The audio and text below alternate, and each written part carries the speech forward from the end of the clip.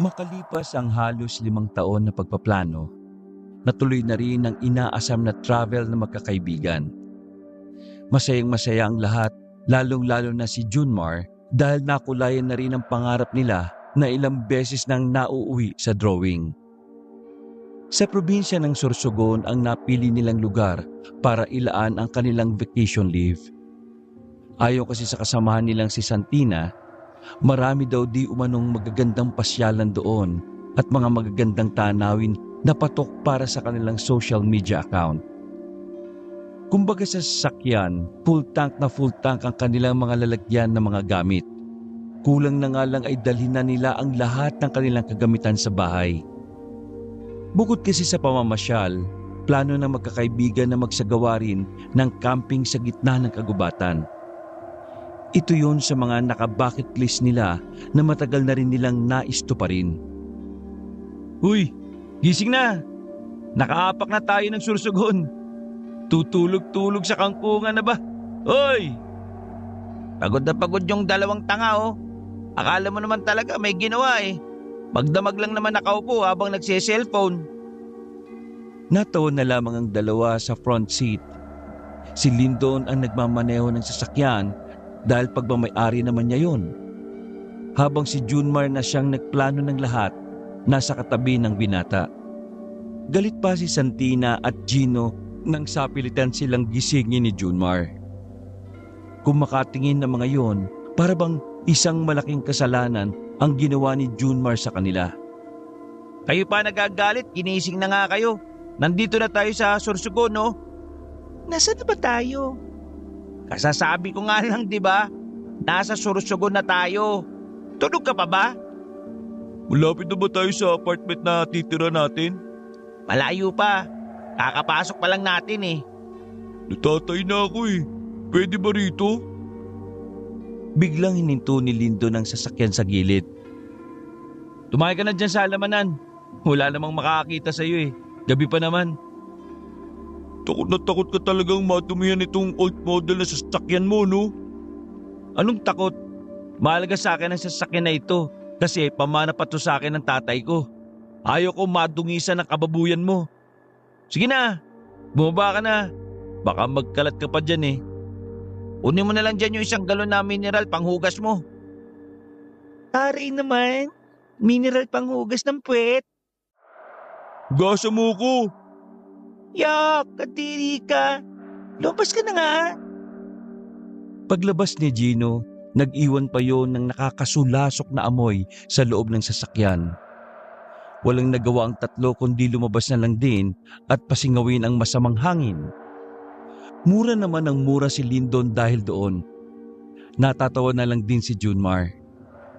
Sa kanilang 4 na magkakaibigan, si Gino talaga ang may tuturing nilang baboy o yung tinatawag nilang dugyot. Iritang-irita na sila sa ugali ng lalaki pero hindi naman nila magawang itakwil. Kahit kasi ganoon si Gino, ay talaga namang may malasakit yon sa mga kaibigan. Siguro ito si Gino. Nung ipinanganak si Inidoro rin ng nanay niya. Pansin mo, lagi na lang natatae. Baka kasi meron siyang problema sa digestive system niya. According to studies, nako yan ka na naman sa according to studies mo eh. Tara na nga, at baka wala na yung utot ni Gino sa sasakyan. Bumalik ang dalawa sa loob ng kotse, habang si Santina naman ay nagpaiwan na muna sa labas. Hindi to naniniwalang ubos na ang utot sa loob. Tumagal na nga ng halos 7 minuto na hindi pa nakakabalik ang binatang si Gino. Nagtaka na ang magkakaibigan kung ano na ba ang nangyari sa kanilang kaibigan. Kaya naman naisipan ni Junmar na puntahan si Gino. Dala ang flashlight, pinuntahan ni Junmar si Gino sa pinasukan nitong halamanan. Kinakabahan pa ng bahagya ang binata dahil sa ideyang baka may ahas na bigla na lang tumuklaw sa kanya. Hoy, Gino! Ano bang ginagawa mo? Kasing haba ba ng saway ang tubol mo? Walang tumutugon sa kanya kahit lakasan niya ang kanyang boses. Hindi na tuloy maiwasan ni Junmar na kabahan. Pakiramdam niya, naligaw ang kaibigan. Naglakad pa si Gino. Nilalagyan niya ng palatandaan ng mga puno na nadadaanan niya. Nang sa ganon, mas madali siyang makabalik. Makalipas ang ilang sandali, naabutan niya si Gino na nakatago sa gilid ng puno ng mangga. Wala nang laman ang dala nitong galon ng mineral. Napansin din niya na wala nang suot na pambaba ang kaibigan. Bagay na pinagtaka ni Junmar kung ano ang nangyari dito. Agad siyang lumapit at malakas na tinapik ang balikat ng kaibigan. Uy, kanina ka pa namin hinihintay no? Ano bang nangyari sa'yo? Mag-short ka nga? Yun ang problema ko eh. Kaya di ako makabalik. Bakit? Nasa pa short mo? Diyan. Nilagay ko lang dyan pero nawala eh. Paanong mawawala? Mag-isa ka lang naman dito. Feeling ko may iba akong kasama eh. Kasi naramdaman ko kanina na parang may tumakbo paalis. Pagtingin ko, ayun, wala na akong short. Pero ang mahalaga, nakapaghugas naman ako ng puwet. Langya ka. Tara na. Mahaba naman yung damit mo eh. Kumuha ka na lang ng bagong shirt mo tapos magpalit ka na. Pagbalik nila sa sasakyan ay nagsisigaw si Santina nang malamang walang pang ibaba ang binata. Kaswal lang naman na kumilos si Gino para kumuha ng masusuot. Pagkatapos, nagbihis din ito kaagad sa likuran ng sasakyan. Pinaliwanag ni Gino ang totoong nangyari. Pero kagaya ni Junmar, hindi rin naniwala. Inisip pa nga ng mga yun na baka may bayawak lang na trip umamoy ng babahong brief. Mag-aalas 12 na ng gabi nang marating nila ang apartment. Up and down ang kanilang apartment na nakuha. May 2 kwarto sa itaas. Meron din namang isa sa ibaba. Sakto lang ang lalaki sa sala pero sapat na yon para makatambay sila roon. Meron din kusina na malinis. Talagang sulit na sulit ang nakuha nila para sa halos 1 linggong bakasyon doon. Aba, ayos din itong napili mo, Junmar ah. Kahit kailan talaga, maaasahan ka sa pagpili ng maayos na tutuluyan. Pwede bang dito na lang ako magkwarto sa baba? Palagi kasi ako naiihi sa madaling araw eh. Para lang sana malapit ako sa banyo. Wala namang problema. Okay nga lang din sa banyo ka na magkwarto eh. Patawa ka. Si Gino, nasa na naman? Aayusin na natin itong mga gamit natin eh. Andun sa labas. Naghahanap ng mabibilan ng Yossi. May nadaan na naman tayong tindahan, di ba? Pwede naman bukas eh. Mapahamak pa siya dyan. Baka mamaya, hablutin siya ng aswang dyan eh. Napatigil sa pagkalkal ng gamit si Junmar at Santina. Seryoso silang napatingin kay Lyndon. O bakit? Naniniwala ka sa aswang? Ha? Hindi. Joke lang naman yun eh. Ang joke, nakakatawa. Hindi nakaka-trigger ng anxiety. Hoy, bakit? Natakot ba kayo? Huwag kayong mag-alala. Wala namang aswang sa probinsyang to eh. Isa pa, wala namang ganun. What if aswang yung kumuha ng short ko? Nagulat ang tatlo nang bigla magsalita si Gino habang nakasandal sa main door. Hindi na nila namalayan na naroon na pala ang binata. Nagpapatawa ka ba? Aswang, kukunin ng short mo? Na may brief?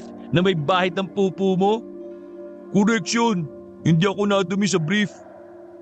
Tigilan nyo na nga yung usapan na yan. Ang unahin natin, itong mga gamit natin. May cabinet sa taas. Malaki naman yun kaya kakasya naman ata tong mga damit nating 4 dun. Uy, wala yung sa akin no. Baka mamaya amoy-amoy niyo yung panty ko eh. Kapal naman pala ng mukha nitong kaibigan natin babae. Sige na, kilos na. Uy, wait! Oh, ano na naman? Tingnan nyo, yung bata sa labas oh.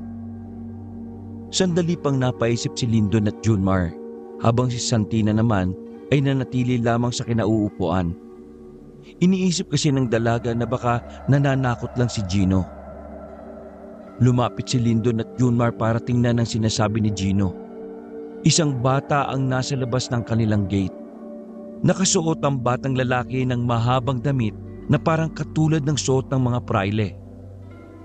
Ang pagkakaiba lang, pangbata ang sukat ng kasuotan. May kung ano-ano ring burloloy ang nakasabit sa liig ng bata. May pulseras din yon sa magkabilang kamay. Oh, sino naman yung batang yan? Alas 12 na, bakit may bata pa sa labas? Hindi ko rin alam. Basta kanina habang bumibili ako ng yosi, nakatingin yan sa akin eh. Parang may gusto siyang sabihin, pero dahil mukhang naninipa ako ng bata, hindi niya nagawa. Sinundan ka yata rito eh. O baka naman gustong humingi ng pagkain. Bigyan mo, Junmar. Baka mamaya may mangyari pa dyan ako. Madamay pa tayo. Agad na kumuha ng pagkain si Junmar sa kanilang dala.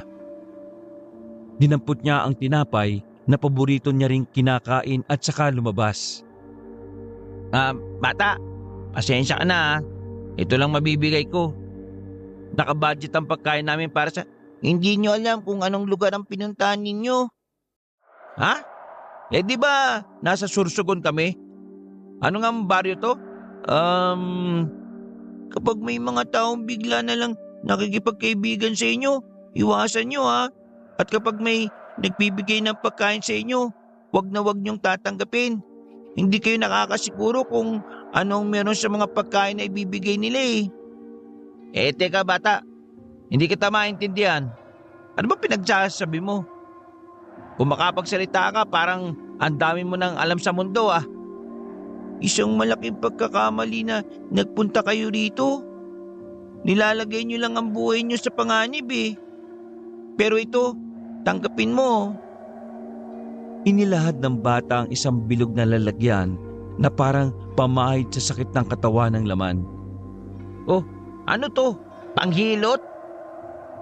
Idampi ang isang daliri at ipahid sa palapulsuan tuwing lalabas kayo ng bahay ninyo. Natawa si Junmar. Natutuwa siya sa kung papaanong magsalita ang bata. Sa buong buhay kasi niya, yun ang unang pagkakataon na nakatagpo siya ng isang bata na tila mas mature pa kay Gino. Mag-iingat kayo palagi ha. Sakaling may nangyaring hindi maganda, hanapin niyo ako sa 5 kalye at ang bahay ay may numerong 754. Magsasalita pa sana si Junmar pero bigla na lang naglakad ang bata paalis. Napangangan na lamang ang binata dahil sa kawirduhan ng pinakita ng bata. Lumapit sa kanya ang dalawa nang tuluyan ang mawala sa paningin niya ang nakausap. Oh, anong sabi? Bakit hindi tinanggap yung bigay mo? Gusto yata kasi. Hindi naman pala kasi siya nagugutom. Napadaan lang. Alam niyo naman yung mga bata, di ba? Makukulit. Yun naman pala eh. O tara na. Anong oras na rin oh? Inaantok na ako. Minadali ng 4 ang kanilang pag-aayos. Sinalansan na rin nila na maayos sa mga pagkaing dala sa loob ng ref na kasama sa binayaran nila. Hindi rin naman nagtagal, natapos din kaagad ang magkakaibigan. Nauna nang nakaidlip si Santina at Lindon nung mga sandaling yon.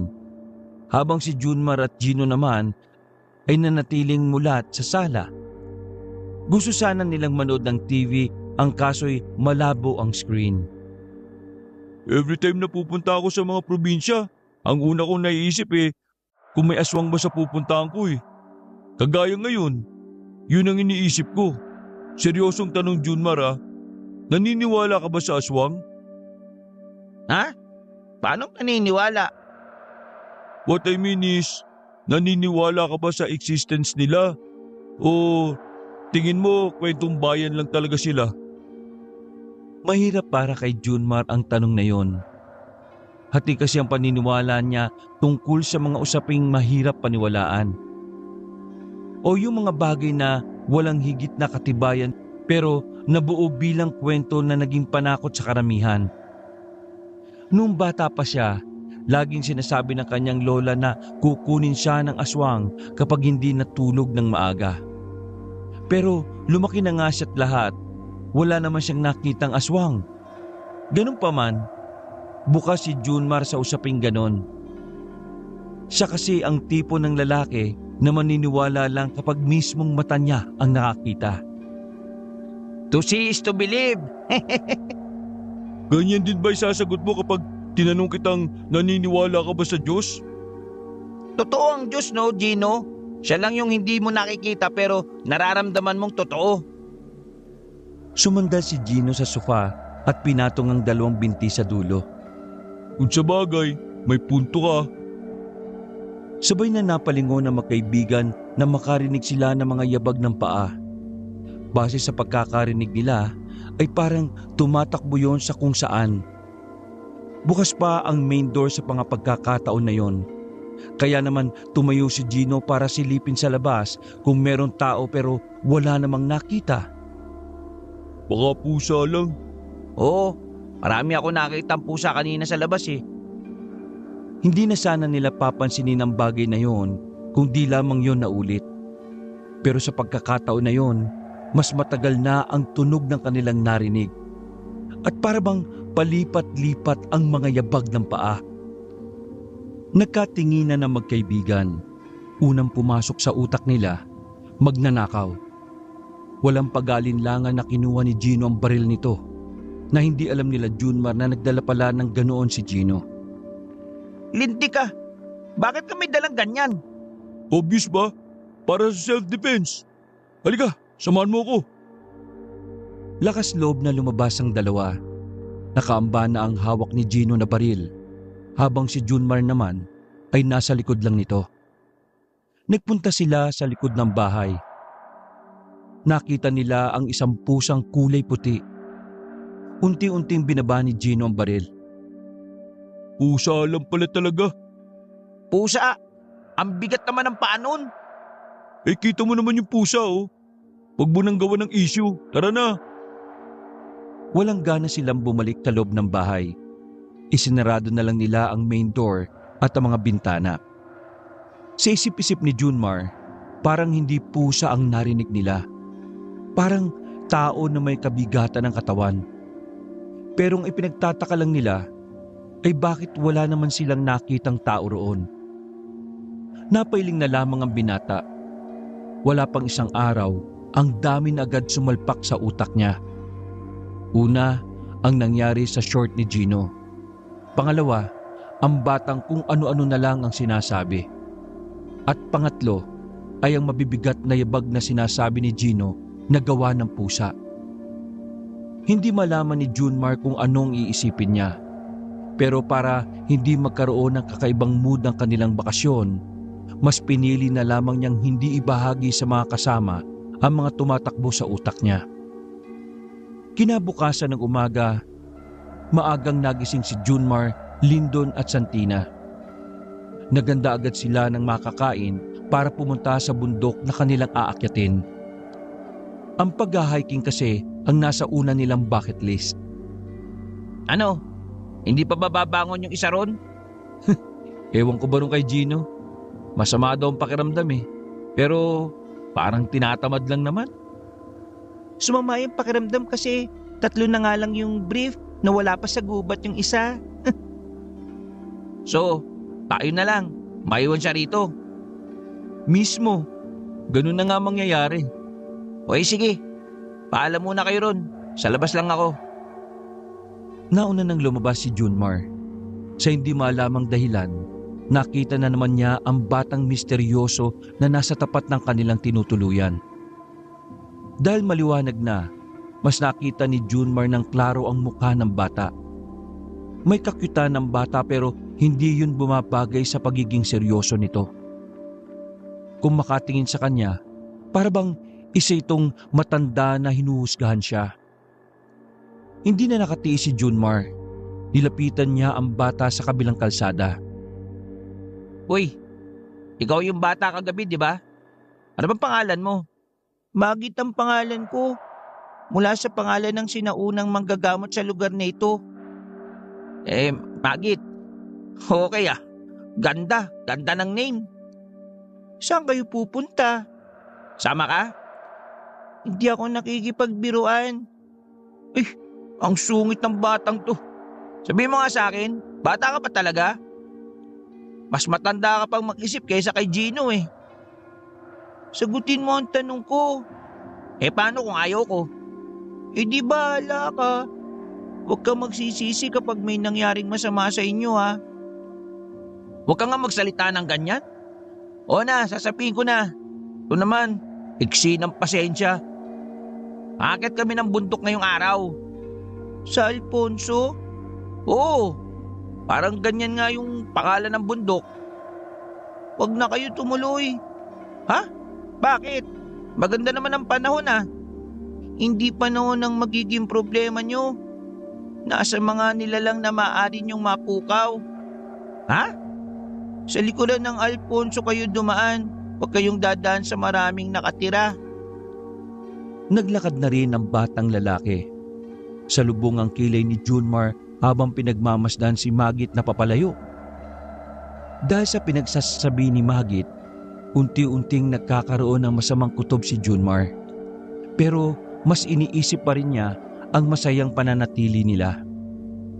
Hanggat maaari, ayaw na ayaw niyang masira ang kanilang bakasyon. Oh, kausap mo na naman yung batang yun ah. Ikaw ba yung nawawalang ama nun? Pabiro ang sabi ni Lyndon. Hindi na namalayan ni Junmar na nasa gilid na pala niya ang dalawa. Weird ng batang yun. O bakit? Ang pogi ko raw. Nauna nang maglakad ng dalawa at hindi na pinansin pa ang sinabi ni Junmar. Pinagsawalang bahala niya ang mga sinabi ng bata. Pinili pa rin nilang dumaan sa baryo ng Alfonso. Maingay ang baryo kahit alas 7 pa lang ng umaga. Parang nakakasiyahan ng mga nakatira doon. Pero nang pumasok na ang magkakaibigan, bigla na lang tumahimik ang paligid. Ang maingay na lugar ay parang naging simbahan sa katahimikan. Nagtaka ang tatlo. Palingon-lingon sila sa mga taong kakaibang tingin sa kanila. Tila ba yun ang unang beses na nakakita ng tao ang mga nakatira doon. Pagkailang ang naramdaman ng magkakaibigan. Binilisan nila ang lakad dahil pakiramdam nila may bigla na lang lalapit sa kanila para magtanong ng kung ano-ano. My God! Parang ngayon lang sila nakakita ng artistay na katulad ko. Baka mukha mo yung most wanted dito nila sa lugar na to. Uy, manahimik muna kayong dalawa. Malerto kayo. Bakit? Basta. Pinagpatuloy nila ang paglalakad kahit lahat ng mata ng mga nadadaanan nila ay nakapukol sa kanila. Wala namang gumambala sa kanila at wala ring nagtangkang lumapit. Pero makahulugang tingin lang ang tinugon sa kanila sa bawat pilit ng ngiting pinapakita nila. Dapat siguro nakinig ako dun sa bata eh. Mas lalo nilang binilisan ang paglalakad kahit na may kabigatan din ng mga dala nilang bag. Wala na silang pakialam sa mga tingin. Ang mahalaga ay malagpasan na nila ang baryong yon. At makalipas nga lang ng ilang minuto, tuluyan na silang nakarating sa dulo ng Alfonso. Sabay-sabay pa silang lumingon sa likuran at nakita pa rin nila na nakatingin ang mga naroon. Weirdo talaga nila, no?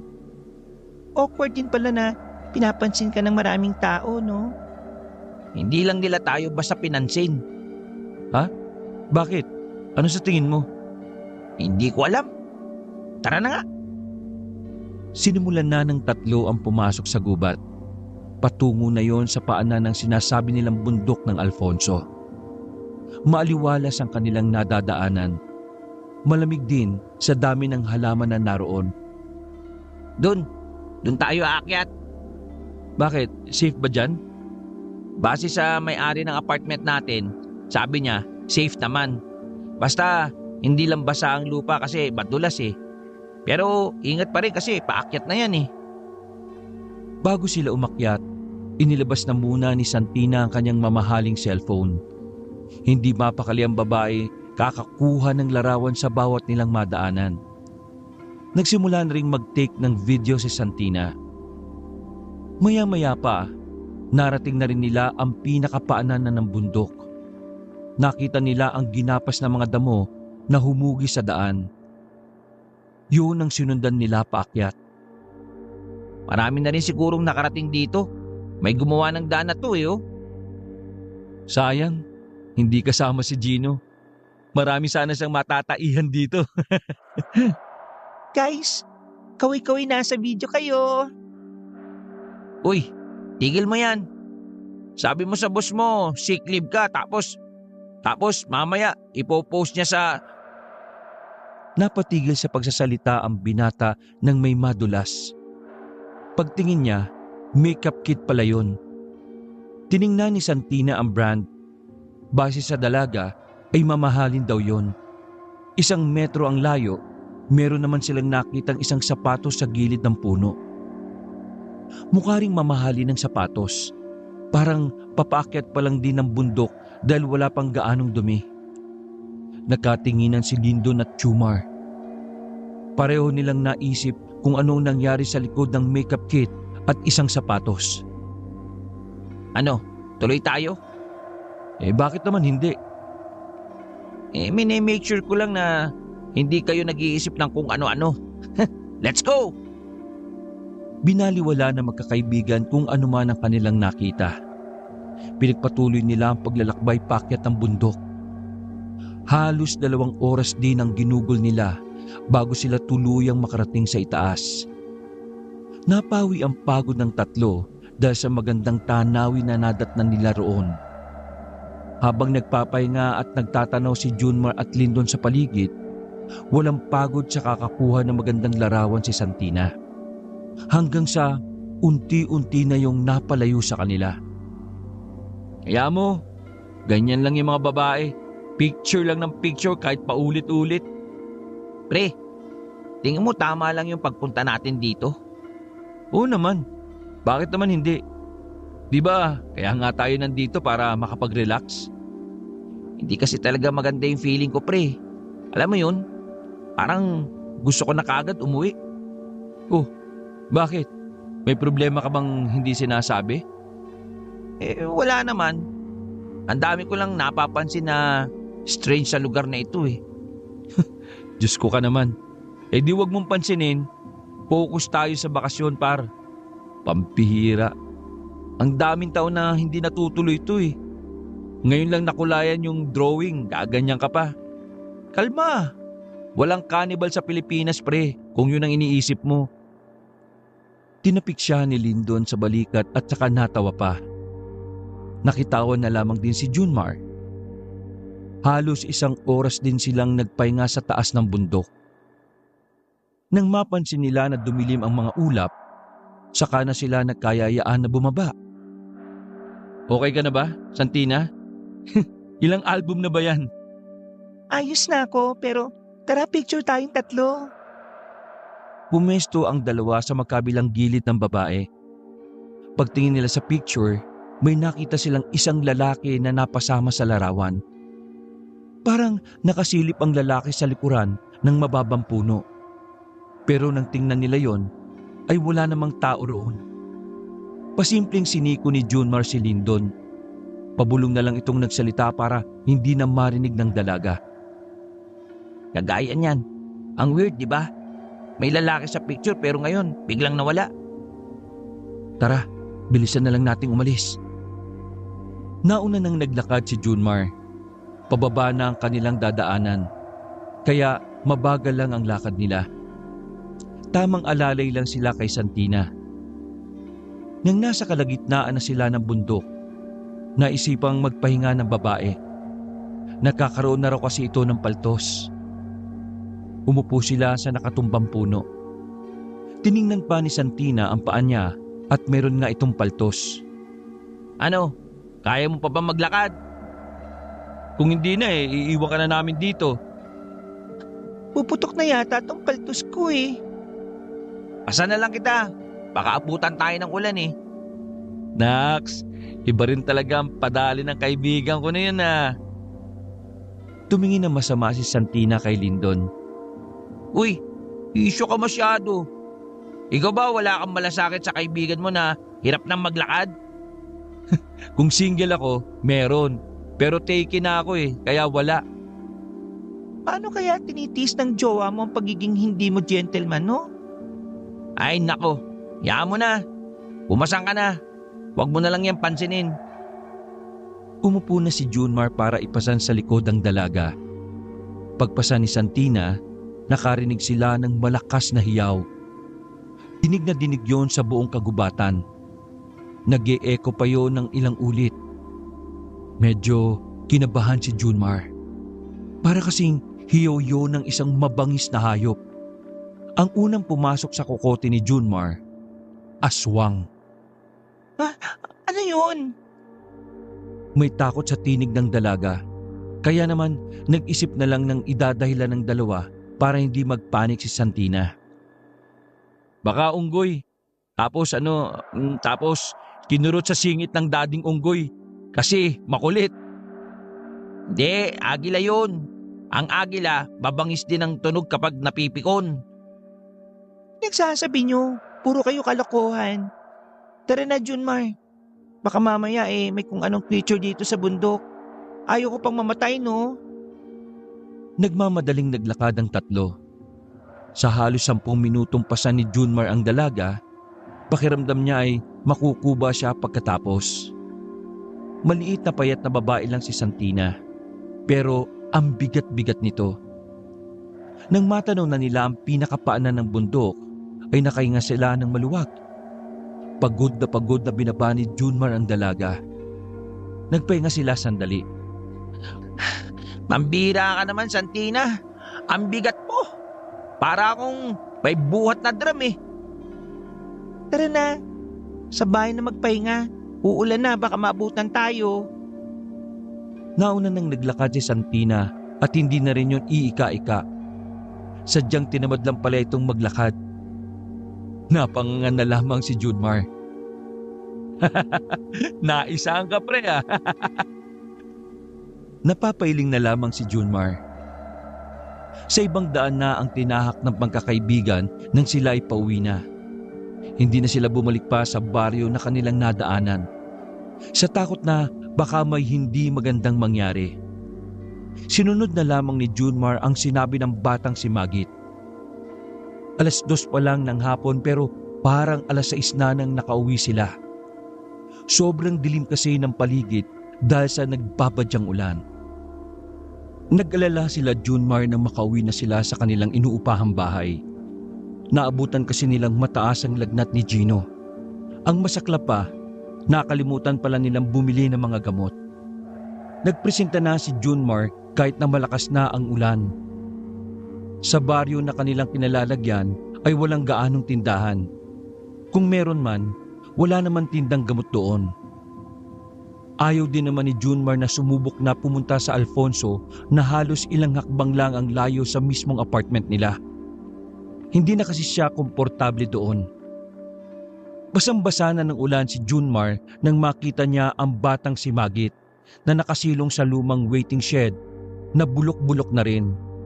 Nilapitan niya ang bata at nagbakasakali na rin na may alam itong mabibilhan ng gamot. Yagit! Tumingin sa kanya ng masama ang bata. Magit ang pangalan ko, hindi Yagit. Ay, pasensya na ha. Hindi ako matandahin sa mga pangalan eh.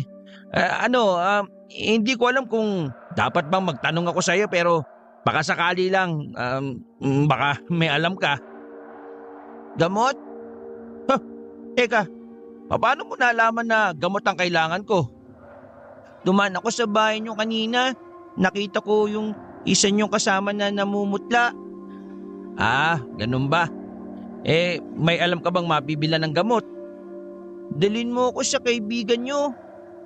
Bakit? Gamot ka ba? Bakit? Anong bakit? Hindi yan pick-up lines. Ang ibig kong sabihin, bakit kita dadalhin sa amin gamot ang kailangan ko?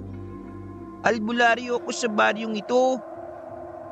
Sandaling natameme ang binata. Kalaunan ay natawa na lang siya sa kanyang narinig. Hindi siya agad naniwala sa sinabi ng bata. Pero nagulat siya sa sunod nitong sinabi. Huwag kang magpanggap na parang hindi mo napapansin ang mga kakaibang nangyayari.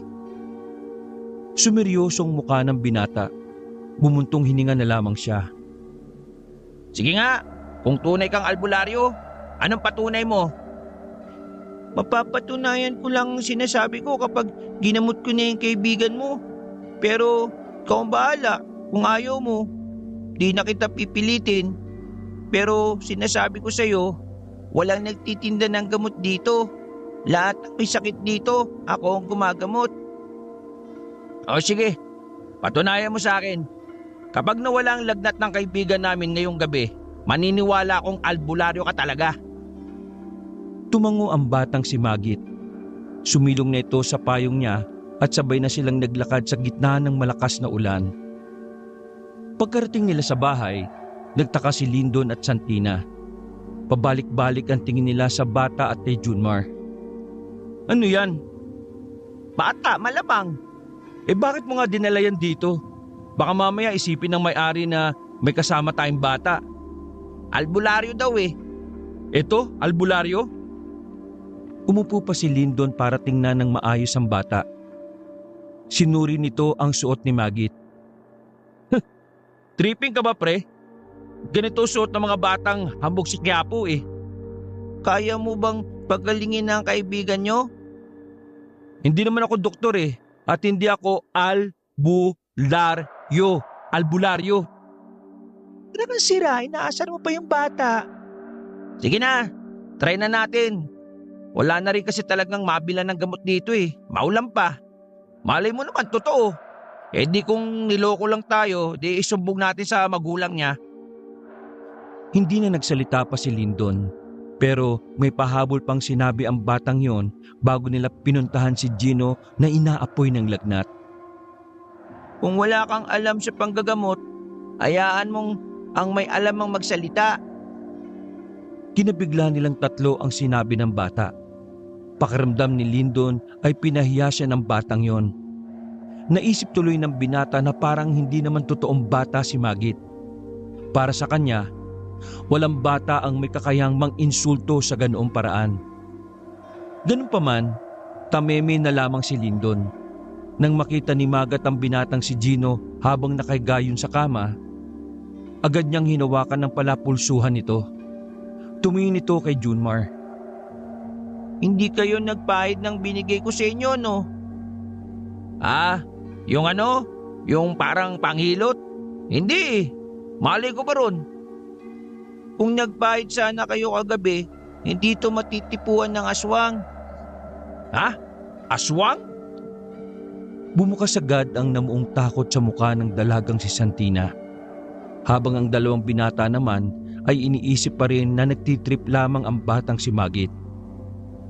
Natipuan ng aswang ang kaibigan nyo kagabi.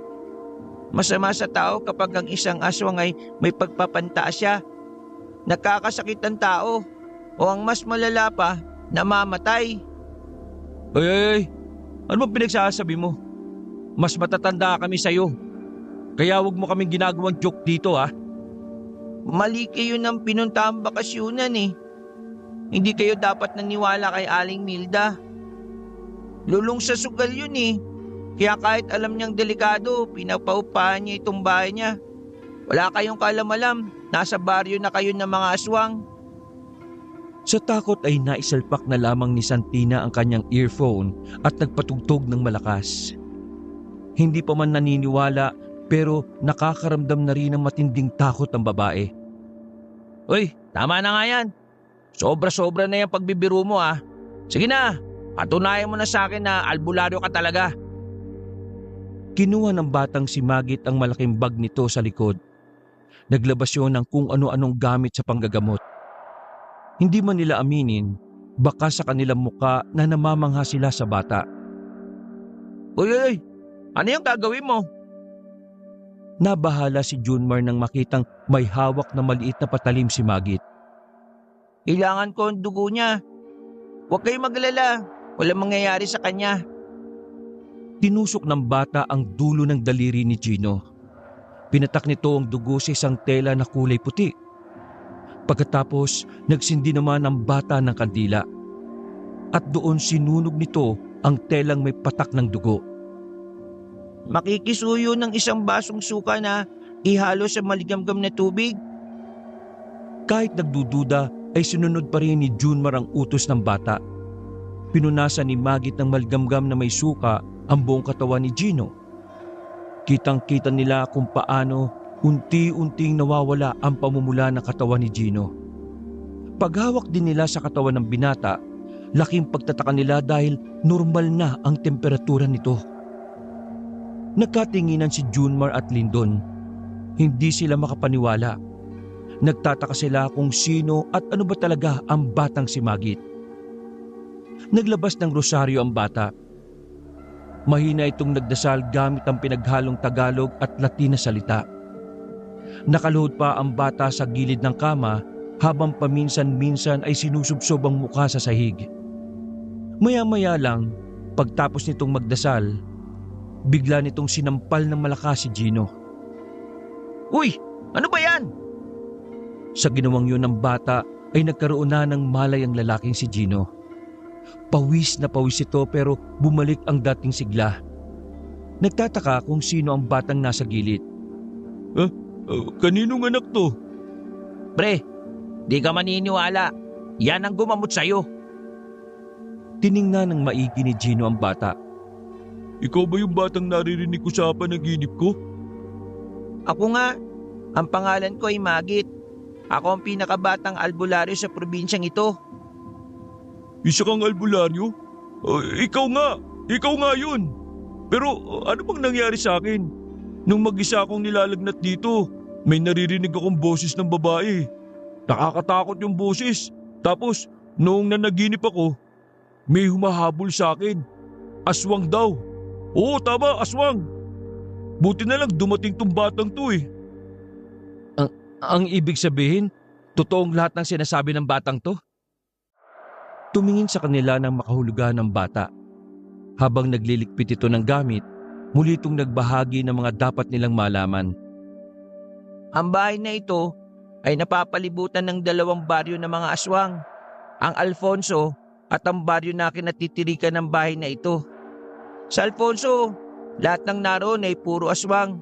Dito sa baryong ito, karamihan dito ay tao. Pero may mga aswang pa rin. Dahil kanila ang baryong ito eh. Kung napapagitnaan nga kami ng 2 baryo ng aswang, edi nasa panganib pala ang buhay namin. Tama po. Pero hanggat hindi nyo nalalabag yung kasunduan ng mga tao at ng mga aswang, wala kayong dapat ipag-alala. Hindi nila kayo gagalawin. Ano ba yung kasunduan naman na yun ha? Magkakaroon ng kapayapaan dahil sa kasunduan sa pagitan ng mga albularyo at aswang. Walang masasaktan at mapapahamak na tao. Kung walang dadaan sa Alfonso, ganun din dito sa baryo. Walang masasaktan na aswang kung hindi sila mamamalagi dito. Lahat ng aswang na maaaktuhan namin dito sa baryo, pwede namin patayin. Kaya kahit na baryo nila ito, natatakot silang magpakita. Teka. Sabi mo bawal dumaan ng tao sa Alfonso. Ano pa mangyayari kung dadaan sa kanila? Ang sino mang tao na dadaan doon ay tinuturing na nilang pagmamay-ari nila. Ay gagi. O bakit? Dumaan ba kayo ron? Etong si Junmar doon kami dinaan kanina.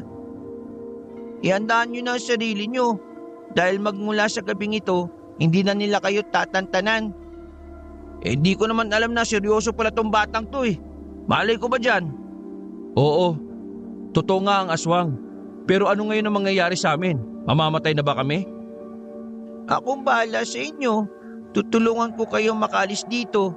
Basta, ang kailangan nyo lang gawin ay sundin ang mga sasabihin ko. Alam nyo, kasalanan to nung may-ari ng apartment na to eh. Ang dami niyang sinabi na magagandang salita para lang mapapayag tayo. Kapahamakan pala yung nag-aabang sa atin.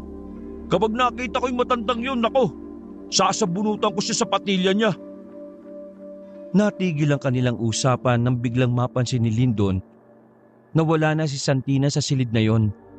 Naalarma silang lahat, lalo na nang marinig nila ang doorbell sa labas. Dinukot naman ng batang si Magit ang isang botelya na may langis. Kita nilang kumukulo yun. Nandito na sila. Ha? Sinong sila? Ang mga aswang. Pampihira naman talaga oh. Sabay-sabay silang bumaba sa sala. Naabutan nila si Santina na nasa gilid ng nakasaradong pinto. Hindi makapagsalita. Sumisenyas lang na merong tao sa labas. Bakas ang takot sa mukha ng babae. Pasimpleng hinila ni Junmar si Santina palapit sa kanila. Habang ang bata namang si Magit, sinimulan ng kausapin ng mga nasa labas. Anong kailangan nyo? Nandiyan ka pala sa loob, Magit. Huwag mong sabihin na pinoprotektahan mo ang mga taong yan. Mampin, dayuhan ng mga ito eh. Wala silang alam sa patakaran o anumang napagkasunduan ng mga albularyo at aswang. Kaya hindi nyo sila pwedeng galawin. Bata, hindi mo yata naintindihan ang sinabi sa kasunduan eh. Ang sabi doon, kung sino mang tao ang mapapadaan sa baryo ng Alfonso ay pagmamay-ari na namin. Walang sinabi doon na hindi kasali sa kasunduan ng mga dayo. Mampin, wala rin sinabi sa kasunduan na pwede ninyong kunin ang mga dayuhan na maliligaw sa baryo ninyo. Huwag mong ipilit ang gusto mo. Sandaling namayani ang katahimikan. Pero ramdam ng batang si Magit na nanggagalaiti na sa galit ang lalaki sa labas. Bata ba talaga yan? Bakit ganyan makipag-usap? Parang lolo ko lang eh. Ewan ko ba dyan? Kahit ako, di ako makapaniwala eh. Mga ilang sandali ay muling nagsalita ang lalaking si Pen. Bata, kung gusto mong manatiling buo ang kasunduan, huwag kang makialam dito. Eh kung ipipilit mo ang gusto mo, saka lang mawawasak ang kasunduan. Napatras sila Junmar nang biglang gumalaw ang doorknob. Indikasyon nyo na tinatangkang buksan nyo ni Pen. Sa oras na mabuksan mo ang pinto, ibig sabihin nun, gusto mo ulit magkaroon ng gulo sa pagitan ng mga aswang at albularyo. Ang tigas ng ulo mong bata ka eh. Hindi ka ba nakakaintindi na dumaan sila sa lugar namin kaya kami naririto? Umalis ka rito at hayaan mo sila para wala na tayong problema. Dahil kung hindi, mawawalan kami ng pakialam sa kasunduan. Aswang sa tao, tao sa aswang. Dinukot na ng batang albularyo ang kanyang maliit na punyal. Paalon ang disenyo ng punyal pero sobrang talim. Huwag mo akong mamaliitin porque bata lang ako. Nakakalimutan mo na yata na kahit maliit ako, magaling din akong lumaban sa mga aswang. Umangil ng malakas ang lalaki sa labas. Galit na galit ito dahil hindi nito nakuha ang gusto. Sinasagad mo ang pasensya ko, bata. Pero sige, gabi mo ngayon.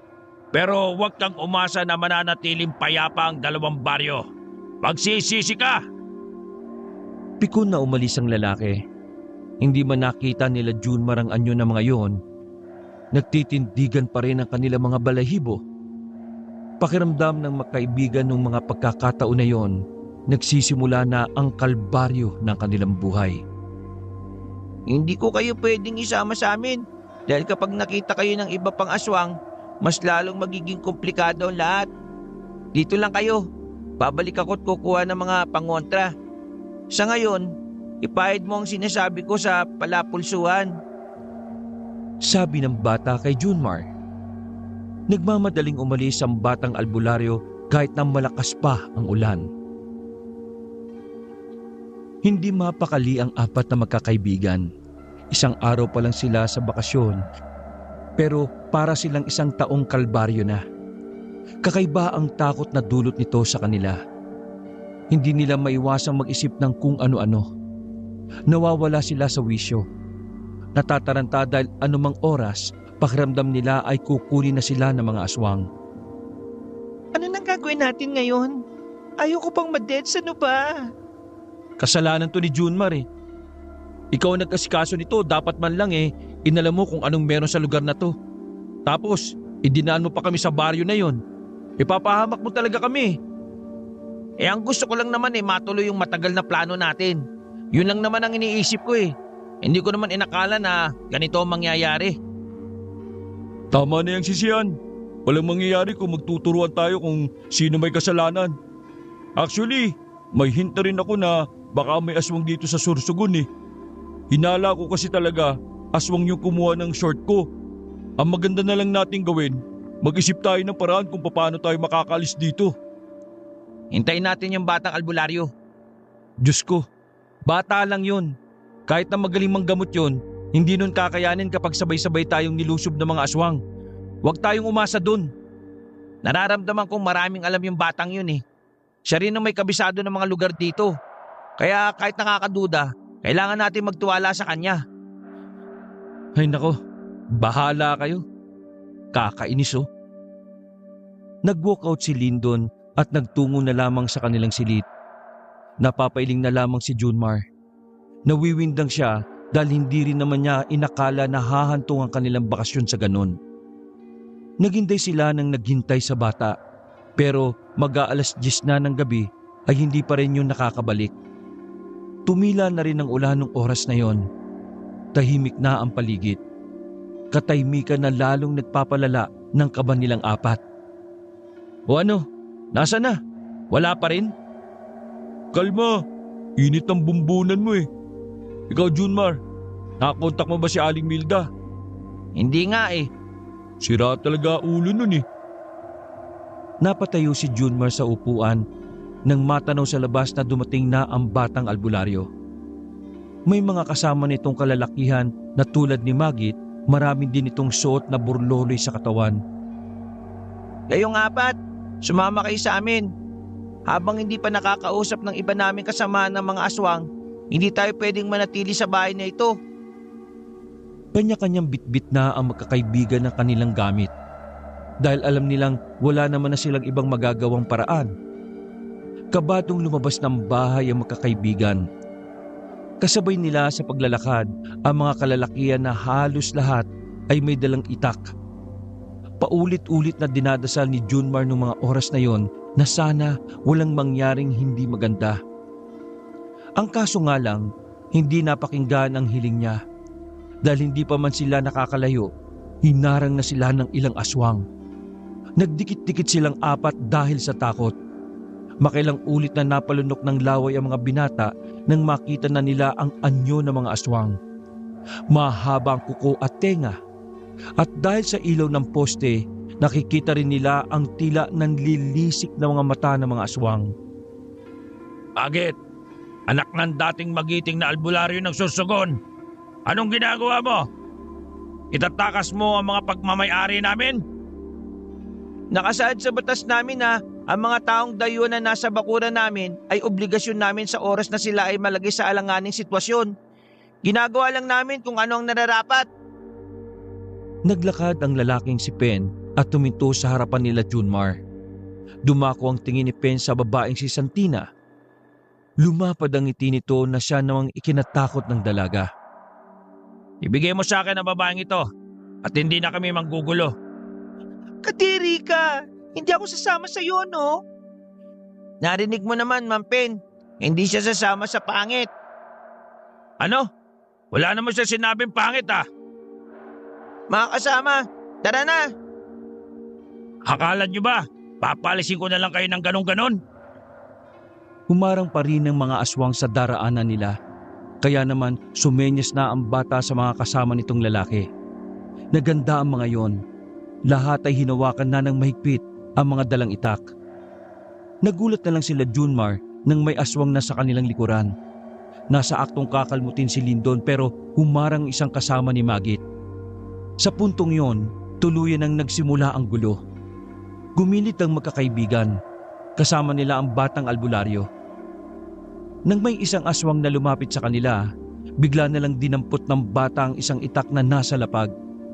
Tinaga ng bata ang aswang at tinamaan naman yon sa dibdib. Gulat na gulat sila Junmar sa ginawa ni Magit. Hindi nila inakala na ang ganong kaliit na bata na parang 10 taon pa lang ay kakayanin na nitong pumaslang ng isang mabangis na nilalang. Walang ya! Legit to, pre! Sumama na kayo sa akin, bilis! Nagiba ang daan ng 5. Lumi sila sa daan na dapat ay mas malapit sana sa pupuntahan nila. Buong akala nila ay ligtas na sila sa panganib na dala ng mga aswang. Pero bigla na lamang silang hinarang ng lalaking si Pen na sa pagkakataon na yon ay nakakatakot na rin ang anyo. Wala na tayong magagawa, bata. Magsisimula na uli ang gulo. Sa likod na lang kayo. Uy, bata, sigurado ka bang lalabanan mo yung pangit na yan? Hoy, ikaw babae. Kanina ka pa ha? Pwede ba? Kung ayaw mo sa akin, manahimik ka na lang.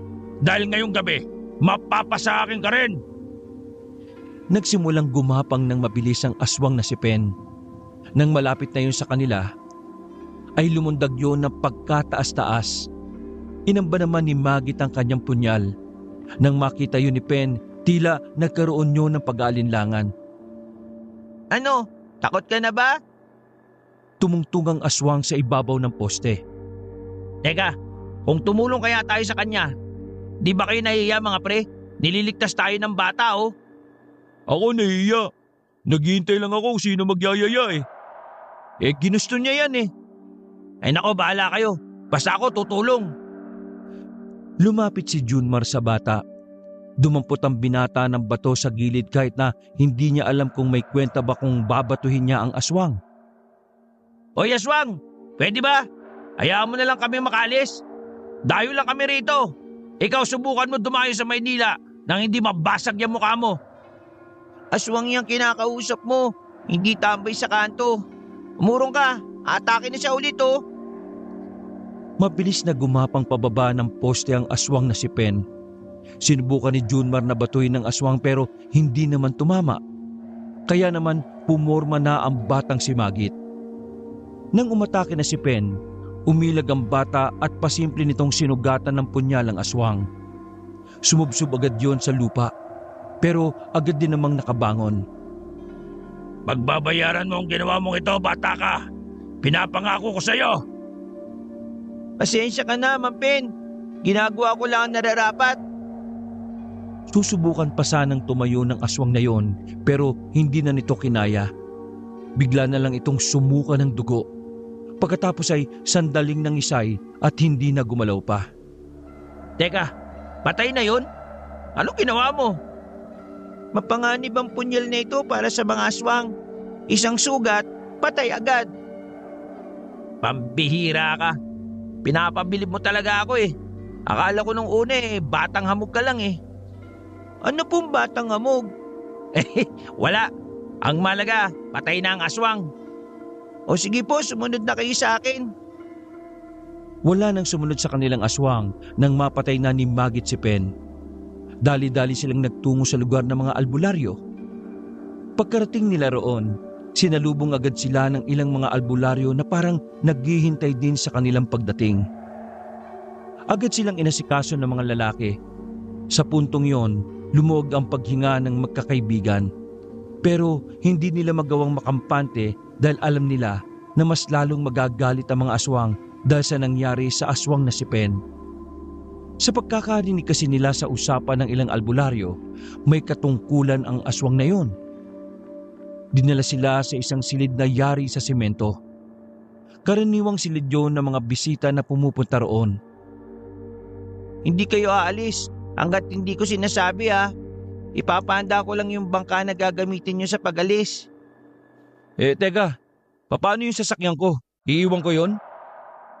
Sarkastiko ang pagkakasabi nito. Mamili ka, yung sasakyan mo o ang buhay ninyong apat. Sino ka ba ritong bata ka? Bakit kung makamando ka sa lahat parang... Ako ang pinuno ng mga albularyo rito. Sa murang edad, kabisado ko na ang lahat ng ginagawa ng dating magiting na albularyo na ama ko rin. Sa lugar na ito, desisyon ko ang mahalaga. Kaya kapag sinabi kong mas mahalaga ang buhay ninyo kaysa sa sasakyan mong lumang modelo, wala kang magagawa.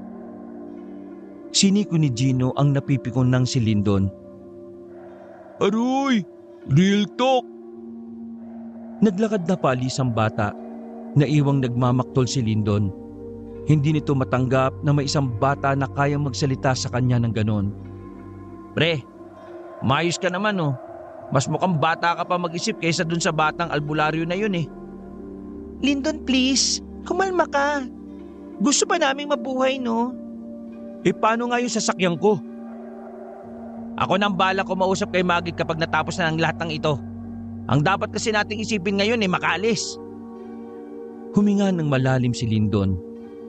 Makilipas ang ilang sandali, naging kalmado na rin ang binata. Kahit na papaano ay naliliwanagan na ito sa mga nangyayari. Halos ilang oras na silang naghihintay, pero hanggang sa mga nakatulog na lamang sina Santina ay hindi pa rin bumabalik ang batang si Magit. Dahil sa inip, naisipan ni Junmar at Gino na lumabas ng silid na yon. Kahit madaling araw na, marami pa ring tao sa labas. Mga albularyo na may kanya-kanyang hawak na itak. Pwede kaya makahiram tayo ng itak? Parang gusto kong itry mang taga ng aswang eh. Ganto. Hoy, magtigil ka. Kaya ka ninanakawan ng short at brief eh. Hindi ka seryoso. Hindi tayo pwedeng magbiro sa ganitong kalagayan natin, no? Nasa iskinitang madilim ang dalawa. Hindi sila maaaring lumabas dahil tsak na pagagalitan sila ng mga albularyo. Pero tanong ko lang alam mo, sa ating apat, parang ikaw lang yung hindi kinakabahan eh. Anong meron? Hindi ko alam. Mula kasi nang magkalagnat ako, parang normal na lang sa akin ang aswang eh. Di kaya dahil sa natipuan ka ng aswang? Siguro. Ay, gagi. Si Magit oh. Bilis, bilis! Nagtulakan pa ang dalawa makabalik lamang sa kanilang silid. Para silang mga natatarantang daga. Pagpasok nila ng silid, ilang segundo lang ay pumasok na rin ang bata. Hindi pa tayo makakalis ngayon. Nakatanggap ako ng balita na sa kabilang isla may mga nag-aabang na ring aswang. Bukas o sa makalawa, pipilitin namin makalis na kayo. Uy, bata, matanong ko lang bakit mo to ginagawa? Kung tutuusin, dahil sa amin kaya nalagay din kayo sa panganib eh. Wala pa kayo, nasa panganib na ang buhay namin. Ang ginagawa namin pagtulong sa inyo ay nakalinya sa sinumpaan naming tungkulin bilang isang albularyo, kaya huwag kayong magtaka. Pero okay ka rin Amazing. Parang hindi ka talaga bata eh. Kahit naman siguro sinong bata, maagang tatanda kung maagang nawalan ng pamilya. Nakita nila ang kakaibang lungkot sa mukha ng batang si Magit. Dahil doon, naintindihan ni Junmar kung bakit sa murang edad, marami nang alam ang bata sa buhay at realidad. Bukas ng umaga, susubukan kong makaalis tayo. Mas magandang umalis ng maliwanag. Mahihina ang mga aswang kapag tirik ang araw eh. Sa ngayon, magpahinga na muna kayo. Tumango lang sila Junmar sa bata. Naglatag na lang sila ng banig sa sahig at sinubukang matulog. Pero sandali pa lang na nakakaidlip si Junmar, naramdaman niyang tila bumangon ang kaibigan na si Lyndon. Pagdilat niya, wala na nga ang kaibigan. Nagmamadali si Junmar na sumilip sa pinto. Pagtingin niya, nakita niya si Lyndon na papalayo. Kahit na alam ni Junmar na bawal silang lumabas, hindi siya nagdalawang isip na habulin si Lyndon. Nang maabutan ng kaibigan ay agad niya itong hinila. Pre, ano ka ba? Saan ka pa pupunta? Alam mo namang delikado eh. Kukunin ko yung sasakyan ko at yun ang gagamitin natin. Akala ko ba okay na tayo sa bagay na yan, pre? Mabato. Mahalaga sa akin ang sasakyan, pre. Bigay sa akin ni Airpat yun eh. Sana naiintindihan mo ko na may sentimental value sa akin yun. Pero pre naman, pwede ka mapahamak sa gagawin mo eh. Tumakbo na mabilis si Lyndon. Walang choice ang binatang si Junmar kundi ang habulin ng kaibigan. Sa kakahabol niya, hindi niya na napansin na napalayo na pala sila sa lugar ng mga albularyo. Napatago ang dalawa nang makita ang mga aswang na rumoronda-ronda sa daan. Todo-tago sila sa gilid ng kawayan. Wala silang pakialam kahit na nilalamok sila roon. Makalipas lang ang halos 5 minuto, naramdaman nilang wala na ang mga yon. Sinasamantala na ni Junmar ang pagkakataon para hilahin pabalik si Lyndon. Pero masyadong matigas ang ulo ng binata. Hindi to papipigil kahit na ano ang gawin ni Junmar. Bakit ba ang kulit mo? Bumalik ka na doon. Babalik din ako kapag nakuha ko ni sasakyan. Ay nako, ang tigas naman ng bungo mo. Sasamaan na lang kita, buwisit ka. bibigay ka rin naman pala eh. Tara, bilis! Nagmamadaling naglakad ang dalawa. Pasimple sila sa daan at palingon-lingon pa. Noong mga sandaling yon, wala na silang nakakasalubong sa daan. Pero makailang beses pa nilang naririnig ang malalakas na hiyaw na sa palagay nila ay nagmumula sa katabing baryo na Alfonso. Ganun pa man, hindi nagpasindak ang dalawa sa mga naririnig nila. Buo ang kanilang loob na tinahak ang daan. Nang matanaw na nila ang sasakyan na nakaparada sa tapat ng gate, sinuyod muna nila ng tingin ng paligid. Nang masiguro na nilang wala namang aswang, mabilis nilang nilapitan ang sasakyan. Oh, nasaan ang susi? Kinapaka pa ni Lyndon sa bulsa. Pero naalala nitong naiwan pala niya ang susi sa loob ng bahay. Pumasok agad sila sa loob. Pagdating nila sa sala, rinig kagad nila na may tao sa kusina. Dahan-dahan silang naglakad. Kabado ang dalawa dahil ang akala nila aswang ang naroon. Pero ilang sandali lang nakita nila si Aling Milda na nagkakalkal sa loob ng ref. Nilalagay ng ginang ang lahat ng laman ng ref sa malaking plastik. Aling Milda, bakit nyo kinukuha yung mga pagkain namin? Nanlaki ang mga mata ni Milda. Hindi to makapaniwala na mahuhuli siya ng mga taong kanyang niloko. Ito eh. Bahay mo nga to at niloko mo ka. Ka, boses mo. Baka malaman ng mga aswang na nandito tayo. Hoy tanda, ibalik mo sa amin ang pera namin. Kung ayaw mong ipakain kita sa mga aswang, ibalik mo! Ha? Anong aswang? Nakadroga ba kayo? Aling Milda, alam na namin ang lahat. Sinabi na sa amin ng batang si Magit. Maraming aswang sa lugar na ito. Kahit mismong ikaw, hindi ka na tumira dito. Niloko mo kami. Ang sabi mo, payapang magbakasyon dito. Pasensya na. May sakit ang anak ko eh. Wala kang anak. Matandang dalaga ka, sabi ni Magit. Sugurul ka kasi kaya kinakaya mong manloko ng tao. Ibalik mo sa amin ang pera. Kasi kung hindi, ha? Nagulat ang dalawang binata nang biglang kumuha ng kutsilyo ang ginang at tinutok sa kanila. Sige, kung hindi niyo ako padadaanin, mauuna kayo sa heaven. Napilitang umatras ang dalawa. Dahan-dahan namang umabante ang ginang, dala-dala ang mga kinuha niya sa ref. Ito yata nakadroga eh. Sige, subukan niya sumunod. Tutusok ko sa inyo to. Nanatiling nakatayo ang dalawa sa sala. Hinayaan na lamang nila na makaalis ang ginang kaysa naman masaktan pa sila nito. Nang papalabas na si Aling Milda, nagulat silang dalawa nang makitang hinablot ng aswang na may pakpak ang ginang. Mabilis na umupo ang dalawa at nagtago sa likuran ng sofa. Sobrang bilis ng tibok ng kanilang puso. Nagtitindigan din ang kanilang mga balahibo. Gagi pre, Karma yun. kailangan na natin makuha yung susi sa itaas. Bilisan natin. Mabilis na gumapang ang dalawa patungo sa hagdan. Saka lamang sila nakatayo nang umakyat na sila pataas. Hinanap nila ang susi sa kwarto.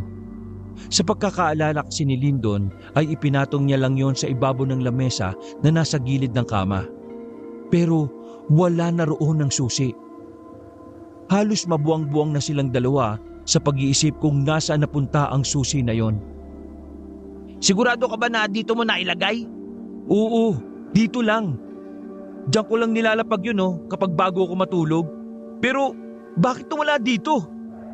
Isipin mong mabuti. Baka naman nailagay mo sa iba. Pumikit si Lyndon ng matagal habang nakaupo sa kama. Pagdilat nito ng mata ay naalala na nito kung nasaan ang susi. Kinapa ni Lyndon ang bulsa sa likuran ng maong. Lintik ka naman. Nandyan lang pala sa'yo. Nagganap-hanap pa tayo rito. Makakalimutin na ako eh. O tara na. Lalabas na sana sila ng pinto nang biglang nasa gate na ang batang si Magit. May hawak na pana at naghihintay sa kanilang dalawa. Ikamamatay niyo ang ginagawa niyo eh. Ang sabi ko, Dadaldal ka pa, halika na. Binitbit ni Lyndon ng bata papasok ng sasakyan. Pag-start niya ng kotse, Biglang may humarang na aswang sa harapan nila. Naglalaway ng kulay itim na likido ang aswang na yon. Hawakan mo ako sa bewang! Sinunod ni Junmar ang gusto ng bata. Bumunot ng palaso ang bata at pinatamaan ng aswang sa ulo. Bagsak agad ang aswang, pero hindi doon natapos ang lahat. Dahil matapos bumagsak ang aswang na yon, bigla namang naglitawan ang mga gumagapang na aswang mula pa sa Alfonso. O diba, tama lang na ngayon tayo umalis. Lulusob na sila oh. Mag-ingat ka sa pagmamaneho. Patras silang umandar noong mga sandaling yon, habang si Magit naman ay tinitira pa rin ng mga palaso ang mga aswang na gumagapang palapit sa kanila. Biglang kinabig ni Lindo ng sasakyan. Muntik pang mahulog ang batang si Magit. Mabuti na lamang ay nahawakan yun ni Junmar sa damit. Pinaharurot ni Lindo ng sasakyan kaya ilang sandali lang ay nakarating na rin sila. Mabilis nilang ipinasok ang sasakyan sa baryo. Sumenyos lang si Magit sa mga bantay kaya nakapasok sila kagad. Gisingin nyo na yung dalawa nyong kasama habang inaharang pa sila ng mga bantay. Hindi na nagsayang ng segundo si Junmar. Binalikan niya ang dalawa sa kanilang silid. Pinagsasampal niya si Gino para mas madali itong magising. Inututan niya naman si Santina kaya napabangon kagad. Parehong tulog mantika kasi ang dalawang yon. Alis na tayo ngayon. Ha? Akala ko ba mamayang umaga pa? Bilis na, nasa labas na ang sasakyan. Ang mga gamit, kunin nyo. Kahit inaantok pa, ay pwersahang pinatayo ni Junmar ang dalawa. Hindi nagtagal, nakasakay na rin sila sa sasakyan. Sasama ko sa inyo hanggang sa makalayo kayo. Kayo ang susundan nila at hindi sila mananatili rito sa lugar namin eh. Kayo ang punteriya nila. Sige na, kumapit kayo ah. Biyahing lang ito. Tinodo ni Lindo ng bilis ng kanyang sasakyan, pero wala namang pinagbago ang bilis nito. Nang makalabas na sila sa lugar ng mga albularyo, humabol agad ang maraming aswang. Pinagtitira ulit ni Magit ng palaso ang mga aswang. Marami itong natatamaan dahil may kahusayan din yon sa pag-asinta. Bata, sasabayan kita, pero mas maganda ang sa akin. Nilabas ni Gino ang baril na nasa bag niya. Binuksan niya ang salamin at saka pinagbababaril ang mga humahabol sa kanila. Langya, bakit may baril yung mokong na yan? Ewan ko, tatay niya yata si Carto eh. Linton, tumingin ka nga sa pinamaneho mo. Enjoy na enjoy si Gino sa kakabaril. Nagulat pa nga lalo si Lindon nang masilip na nagpalit na ng magasin si Gino. Habang si Junmar naman, ngalay na sa pag-aalalay sa batang si Magit. Saka lang ito nakapagpahinga nang maubos na ang dala nitong palaso. Walang ya, parang hindi naman sila nauubos eh. Sabihin mo nga sa akin, Magit, dumadami ba sila kapag namamatay? Paanong mauubos? Eh hindi naman nakakatama yung kaibigan nyo. Napailing na lang si Junmar. Kinakabahan na talaga siya ng sobra. Wala nang palaso si Magit. Hindi rin makatakbo ng sobrang bilis ng sasakyan dahil bukod sa malubak, wala na talagang ibibilis yun. Dito na ba tayo mamamatay, guys? Kasi kung oo, ibablog ko na ito. Napatili si Santina nang may aswang na lumundag malapit sa salamin niya. Pero agad yung binaril ni Gino. At sa unang pagkakataon, nakatama rin ang binata. Bullseye! Pulsay ka pa dyan eh, parang nataplisan mo lang. Iniliko ni Lindo ng sasakyan sa kaliwang kanto. Sa pagkakataon na yon, mas lumapit na sa kanila ang mga aswang na yon. Sa kamalas-malasan pa, naubusan na rin ng bala si Gino. 2 magasin ng balang inubos mo, isa lang ang tinamaan mo? Grabe, nagsayang ka lang ng bala eh. Eh kesa naman sa'yo ko patamain, di ba? Iliko mo sa kaliwa. Huwag mo ko utusan. Pre, sumunod ka na lang. Kabisado ni Magit ang pasikot-sikot dito. Niliko nga ni Lindon ang sasakyan. Pero nawalan sila ng pag-asa nang makitang may mga aswang na ring naghihintay sa daan na yon. Banggain mo na lang! Hinarurot ni Lindon ang sasakyan. Binundol niya ang mga aswang na nagtatangkang harangin sila. Dahil sa ginawa ni Lindon, nawalan siya ng kontrol sa manibela. Gumewang-gewang sila hanggang sa sumadsad na nga sila sa gilid at kalaunan ay kusang tumigil. Ayaw nang umandar ng sasakyan kahit na anong gawing pag-start ni Lindon. Ay, malas naman talaga oh. Sabi mo kasi banggain ko eh. Bumaba si Magit ng sasakyan at dinukot na nito ang punyal. Cute ng punyal mo. Aabot mo sa bituka yan? Hindi yung pinansin ni Magit. Nakatuon lang ang bata sa mga aswang na paparating. Bumaba dito ang gusto kong samahan sa laban. Kung ayaw nyo, wala akong magagawa. Nagsibabaan ng tatlong lalaki. May mga kinuwang tubo yun sa likuran ng sasakyan. Tutulungan ka namin. Tingin mo sa amin, mahina? Nagyabang pa si Lindon pero ito naman ang unang nanghina ang tuhod nang dumating na ang mga aswang. Handa! Laban! Sumugod ang mga aswang sa kanilang apat. Si Magit lang talaga ang may kwenta sa pakikipaglaban. Bawat matamaan ni Magit ng punyal ay agad na bumabagsak. Dahil din sa maliit itong bata, di hamak na maliksi ang galawan niya. Kaya naman nakatulong yon para madaling makailag at para mas madaling makaatake. Ilu-ilo kang tukmul ka! Pinagpapapalo ni Gino ang isang aswang sa ulo. Habang si Lindon naman ay puro lang amba. Si Junmar naman ay nagtamuna ng sugat ng makalmot ng isang aswang.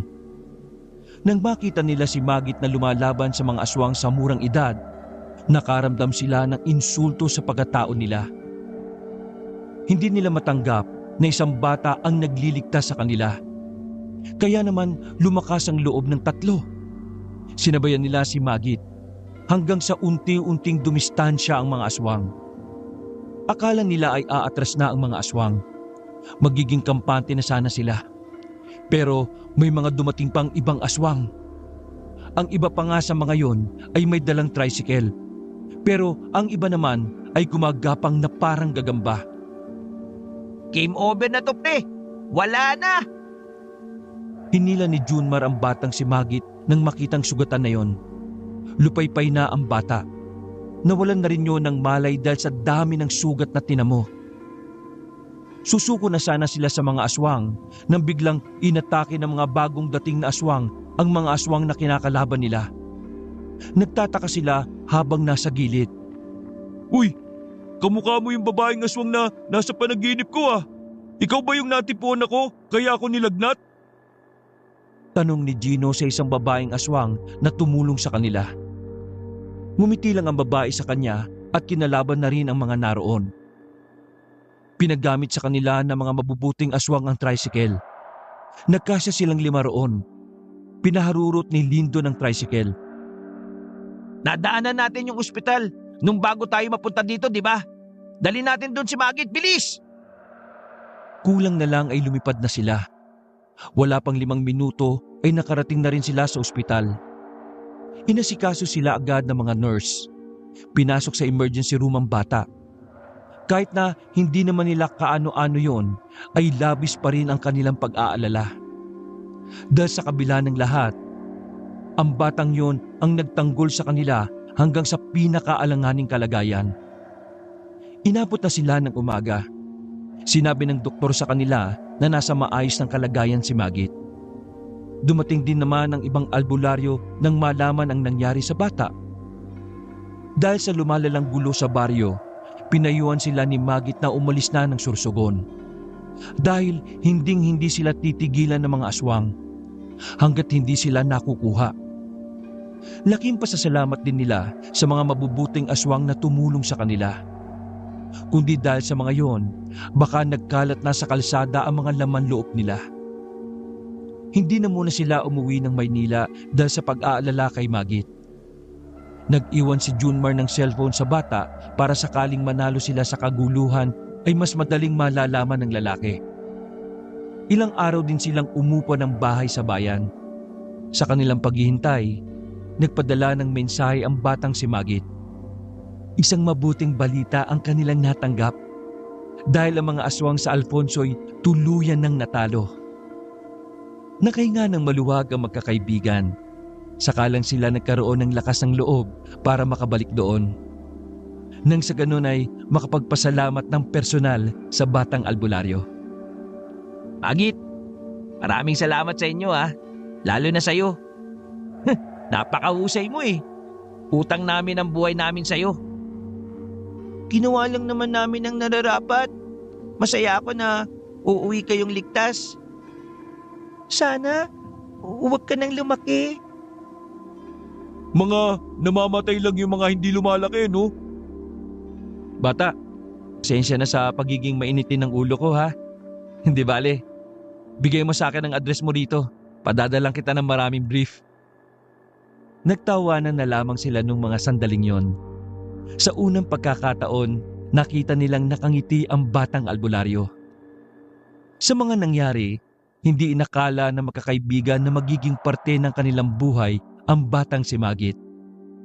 Dahil kada taon na sumasapit ang kaarawan ng bata, palagi silang dumadalo roon. Maraming natutunan na magkakaibigan sa kanilang karanasan. Mga karanasan na habang buhay na nilang dadalhin. Mga karanasan na nagpapatunay na sa mundong ito, may ibang mga nilalang na nabubuhay kasama ng mga pangkaraniwang tao. At yon ay walang iba kundi ang mga aswang. Wakas.